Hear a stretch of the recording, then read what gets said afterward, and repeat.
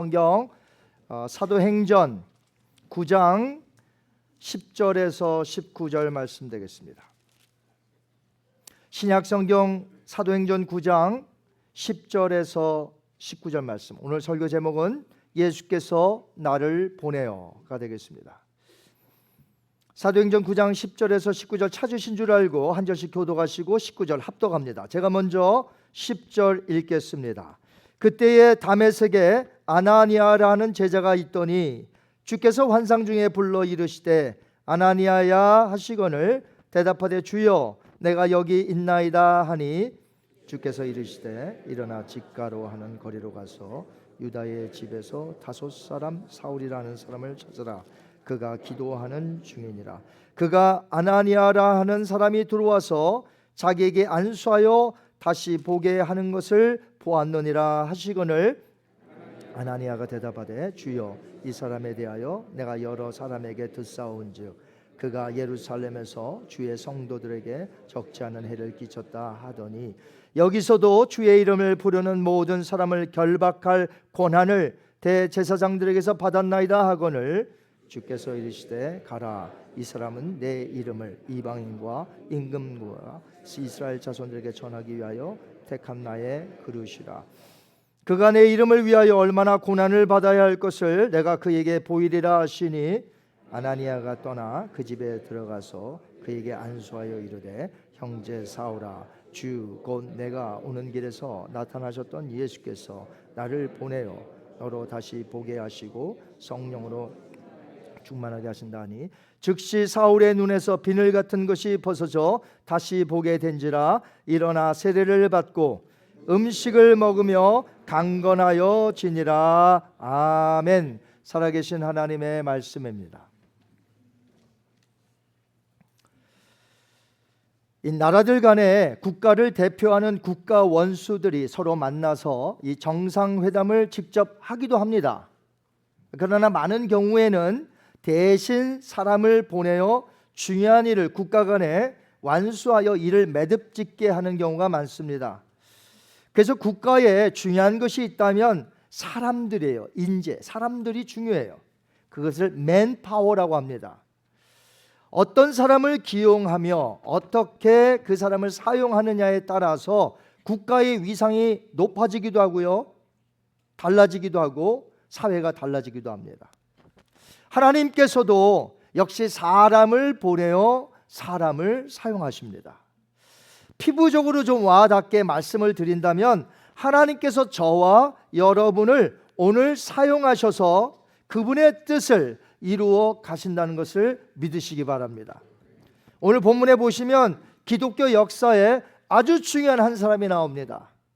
핍박자 사울이란 사람인데 그의 회심 장면이 나옵니다. 이 사람이 나중에 신약성경 13권의 서신을 썼고요, 아시아, 터키, 튀르키야죠, 그리고 유럽에 복음을 전파하였던 사도 바울입니다.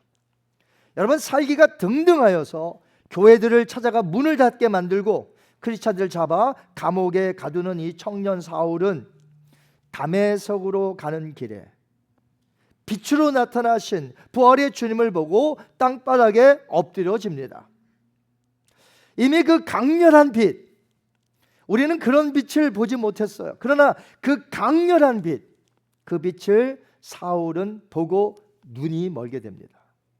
더 이상 아무것도 볼 수가 없었습니다. 조금 전까지만 해도 살기 등등하여서 다메섹에 있는 크리스찬들을 잡아오려고 했던 그 기사는 완전히 사라졌습니다. 초라하게 이제는 남의 손을 의지하여 앞을 더듬으면서 다메섹으로 들어가야 하는 처량한 신세가 되었다는 것입니다. 땅바닥에 엎드린 사울은 예수님의 음성을 듣습니다. 사울아 사울아 너가 어찌하여 나를 박해하느냐? 당신은 누구십니까?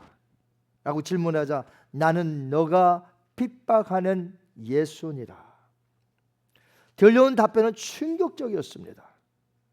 그동안 사울은 주장하기를 예수는 가짜고 그래서 기독교도 가짜고 크리스찬들도 가짜고 그래서 저들은 다 멸절시켜야 할 사람들이라고 그렇게 미워하고 핍박했는데 그들이 믿는 예수가 진짜였던 것입니다. 진짜로 자기 앞에 죽었던 자였는데 부활하여 나타난 것이에요. 사울에게 나타나신 부활의 예수님은 그 자리에서 얼마든지 사울로 회개케 시킬 수 있고요, 그 자리에서 눈을 뜨게 만드실 수 있고요, 그 자리에서 앞으로 무엇을 해야 할지 명령을 주실 수 있습니다. 네, 예수님은 그렇게 하지 않으셨습니다.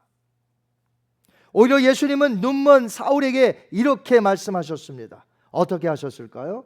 9장 6절 말씀 시작. 너는 일어나 시내로 들어가라.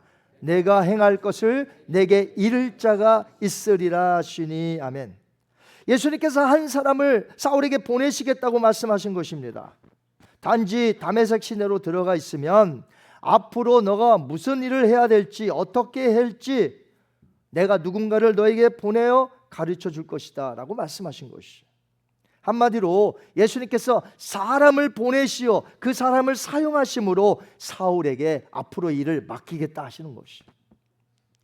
예수님은 이처럼 사람을 보내시어 일하게 하십니다. 사울이란 청년이 변하여 이제 이름이 바울이 되죠. 그래서 저도 이제부터 계속해서 바울이라고 명칭을 바꾸도록 합니다. 예수님은 바울을 이방 선교에 크게 사용하시기 위하여 부르시되 아나니아라는 사람을 통하여 바울에게 임무를 맡기신다는 것입니다. 바울은 3일간 두 눈을 뜨지 못한 채 음식도 먹지 못하고요, 물도 마시지 못한 채 있었습니다. 그 기간은 충격 그 자체였습니다. 저는 눈 라식 수술하신 분의 이야기를 들은 적이 있어요. 여러분 중에 혹시 눈 라식 수술하신 분 계세요? 라식 수술을 받는데 몇십 촌지 몇 촌지 그 순간에 아무것도 보이지 않았다고 합니다. 그러면서 마음에 걱정이 들기 시작했다는 거예요. 이러다가 혹시 나 눈 머는 거 아니야? 걱정했다는 거예요. 제가 직접 들었어요. 그런데 바울은 3일간 눈먼 상태로 보지 못한 채 음식도 먹지 못하고 있었습니다. 바울은 하나님께 간절히 매달리며 금식기도 하고 있었는데요, 그가 아무것도 볼 수 없었던 그 3일이 마치 3년처럼 느끼지 않았을까요? 그때 예수님께서는 다메섹에 있는 아나니아에게 환상 중에 나타나셔서 이렇게 말씀하십니다. 한번 볼까요? 9장 11절 말씀 시작. 주께서 이르시되 일어나 직가로 하는 거리로 가서 유다의 집에서 5 사람 사울이라는 사람을 찾으라. 그가 기도하는 중이니라. 아멘. 2000년이 흘렀잖아요, 그때로부터. 근데 지금도 시리아의 수도 다메스커스에 직가라는 곳이 있어요. 이 직가라는 게 원래 영어로 보면 on straight street, 그냥 똑바로 된 길이라는 거잖아요. 이렇게 쭉 길이 뻗은 길.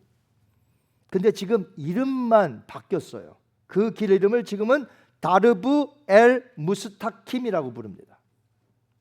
이름만 바뀌었고 성경이 2000년 전에 있었던 그 똑바로 된 거리가 그대로 있는 거예요. 그 직가라는 곳에 가서 유다라고 하는 사람의 집만 찾아가면 거기 5 사람 바울이라는 사람이 있는데 금식 기도할 것이다, 가라는 거예요. 가서 바울에게 안수하면 그의 감긴 눈이 띄어질 것이고, 그리고 그에게 사명을 전달하라고 예수님은 아나니아에게 말씀하셨습니다. 그런데 문제가 생겼습니다. 그것은 그렇게 신앙이 좋아 보였던 제자 아나니아가 예수님에게 자신의 생각을 강하게 어필한 거예요. 한번 볼까요? 뭐라고 했는지. 사도행전 9장 13절 14절 말씀 시작. 아나니아가 대답하되 주여, 이 사람에 대하여 내가 여러 사람에게 들었사온즉 그가 예루살렘에서 주의 성도들에게 적지 않은 해를 끼쳤다 하더니 여기서도 주의 이름을 부르는 모든 사람을 결박할 고난을 대제사장들에게서 받았나이다 하거늘. 이 말을 좀 여러분에게 알아듣기 쉽게 제가 풀이해보면 이렇습니다. 사울은 크리스찬들에게 큰 해악을 끼친 핍박자인데 예수님, 뭐 저보고 지금 가서 그 사람에게 가라고요? 전 그런 사람에게 갈 수 없습니다. 못 갑니다. 지금 이 말을 것이에요. 자, 이런 것을 보면 사람이 맨 처음부터 하나님의 말씀에 순수히 순종하기란 쉽지 않다는 것이에요. 신앙이 있어도.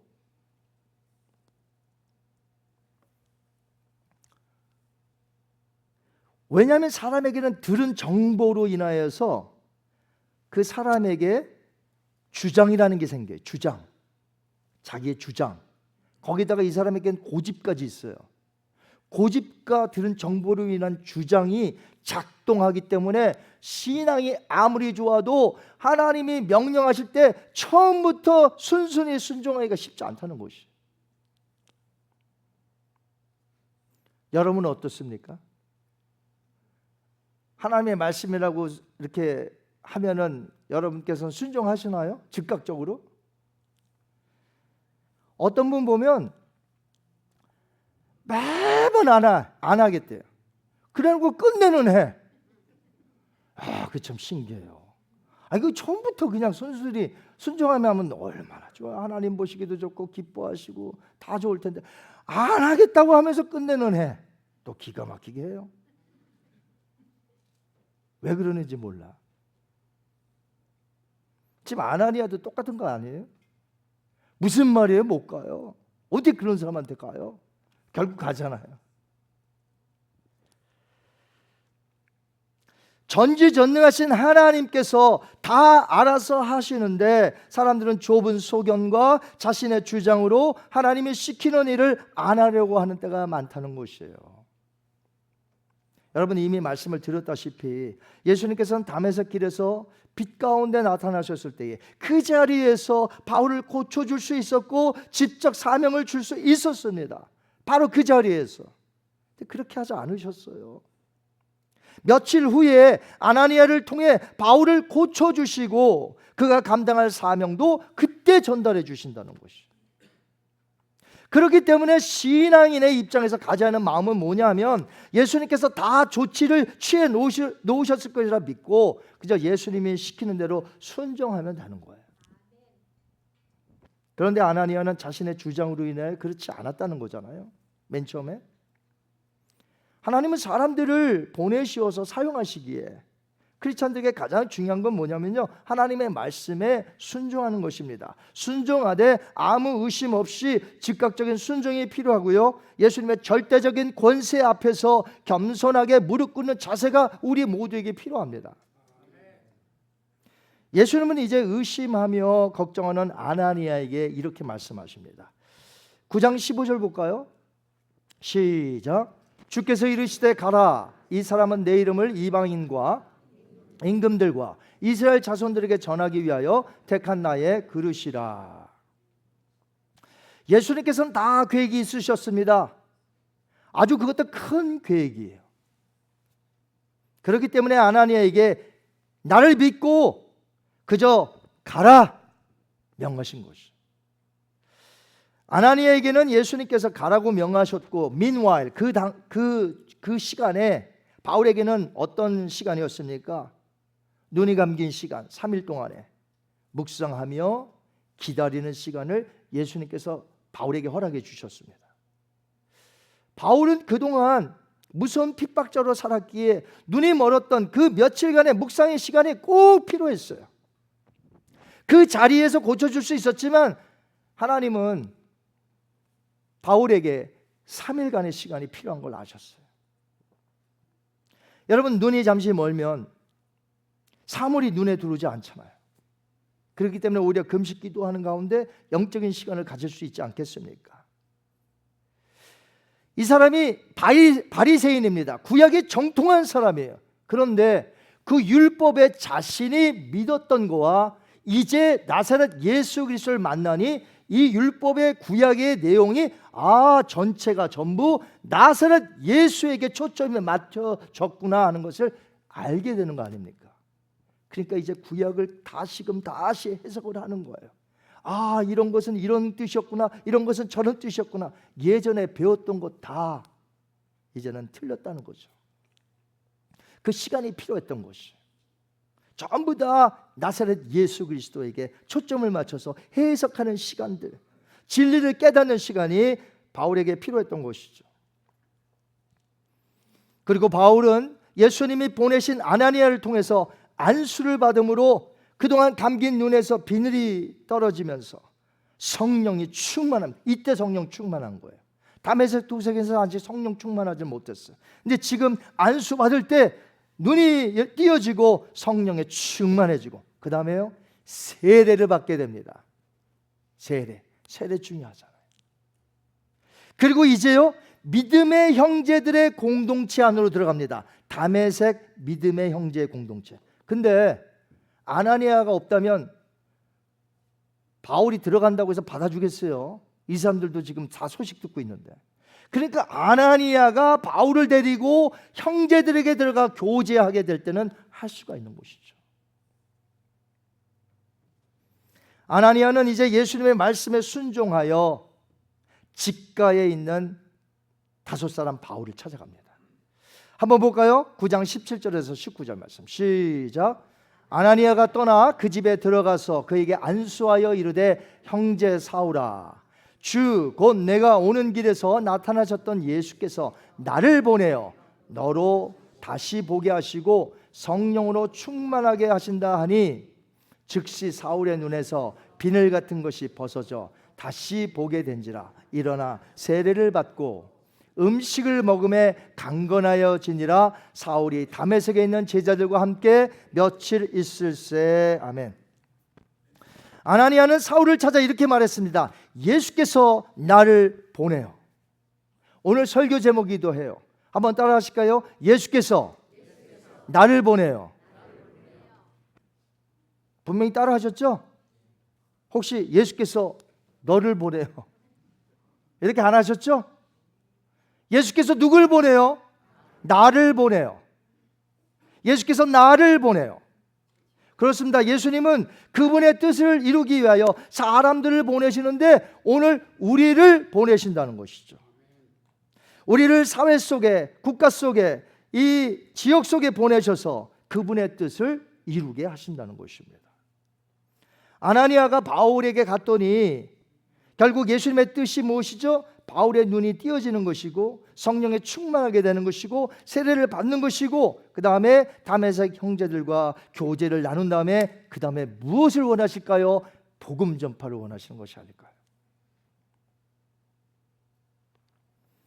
이 모든 일이 예수님께서 아나니아 한 사람을 보내심으로 바울에게 일어난 것이에요. 마찬가지로 하나님은 오늘 저와 여러분을 보내시어서 다른 이들에게 예수님의 거룩한 뜻이 이루어질 수 있게 하신다는 것입니다. 다시 한번 따라 하실까요? 예수께서 나를 보내요. 이 문구를 절대로 잊지 마시기 바랍니다. 이제 며칠 후면 교회력으로 크리스마스입니다. 성자 하나님이신 예수님이 이 땅에 육신을 입고 오심을 축하하는 절기입니다. 크리스마스는 성부 되신 하나님께서 성자를 보내시어 이 땅에 오신 구원을 위한 엄청난 사건을 의미합니다. 그러나 그래서 예수님은 공생의 생활 중에서 유대인들에게 늘 하시는 말씀이 있어요. 무슨 말씀 한 줄 아세요? 요한복음 5장 36절 37절 말씀 시작. 아버지께서 내게 완성하라고 주신 일들 곧 내가 지금 하고 있는 일이 바로 아버지께서 나를 보내셨다는 것을 증거한다. 그리고 나를 보내신 아버지께서도 친히 나에 대하여 증거해 주신다. 아멘. 그러니까 예수님은 항상 유대인들에게 말씀하시기를 아버지께서 나를 보내셨다. 이 땅에. 그리고 아버지가 보내신 일을 나보고 하라고 해서 왔다. 이렇게 말씀하신 거예요. 그럼 아버지가 보내신 일이 무엇일까요? 메시아잖아요. 그래서 율법을 폐하러 온 것이 아니라 율법을 완전히 완성시켜야 돼요. 온전히 지키셔야 돼요. 그리고 끝내는 우리들의 죄악을 말끔히 씻으시기 위하여 십자가에서 친히 대속의 죽음을 당하시고 부활하시기 위하여 이 땅에 오신 것, 이것이 아버지의 뜻인 것이죠. 그래서 예수님은 항상 말씀하시기를 하나님 아버지께서 나를 보내었다 하셨던 것이, 그 예수님이 이제 우리를 보내십니다. 오늘 제목, 설교 제목 뭐라고요? 이렇게 짧은데도 외우지 못하시면 이 험악한 세상을 어떻게 사시려고? 다시 한번, 예수께서 나를 보내요. 예수께서 나를 보내요. 아냐가 했던 말이며 이제 우리가 고백해야 하는 말이에요. 예수께서 나를 보내요. 그렇다면 우리는 이 세상에서 우리를 보내신 예수님을 드러내야 하고 예수님이 맡기신 일을 해야 한다는 것이죠. 예수님께서 피값으로 세워주신 이 교회에게 맡겨주신 일이 무엇입니까? 많이 있습니다만 크게 두 가지예요. 크게 두 가지. 하나는 그리스도의 복음을 온 세상에 전파하는 것이고, 또 다른 하나는 그리스도의 사랑을 함께 나누는 것입니다. 자, 바울은 성령 충만한 후에 형제들과 교제하고 나서 행한 첫 번째 일이 뭔지 아세요? 20절 보겠습니다. 20절 시작. 즉시로 각 회당에서 예수가 하나님의 아들이심을 전파하니. 아멘. 바울은 그리스도의 복음을 전했고 가는 곳마다 교회를 세웠습니다. 이처럼 그리스도의 복음을 전파하는 일은 이 세상에서 보냄받은 우리 교회가 해야 할, 감당할 아주 중요한 임무예요. 이 일을 하라고 우리 교회를 세우셨고 우리를 보내셨다는 것이죠. 그런데 만약에 교회가 이 일을 하지 않는다면 불순종이겠죠. 하나님께 큰 죄악을 저지르는 것이죠. 이것은 반드시 해야 되고 시급한 아주 중요한 일입니다.